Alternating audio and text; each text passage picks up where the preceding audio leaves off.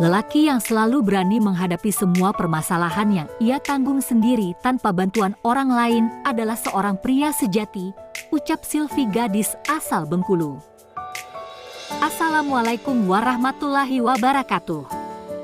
Untuk video kali ini ada seorang perempuan atau janda yang menghubungi kami untuk dicarikan pasangan hidup.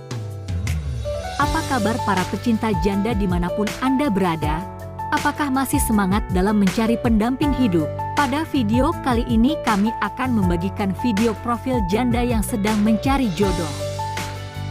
Namun sebelum melanjutkan video ini, alangkah baiknya untuk selalu mendukung channel ini dengan cara menekan tombol like dan menekan tombol subscribe.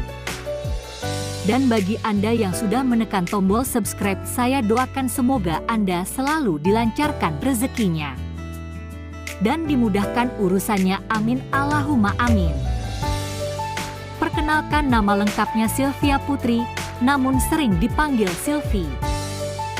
Beliau ini merupakan seorang gadis bukan janda dan domisili Bengkulu. Profesi keseharian adalah karyawan.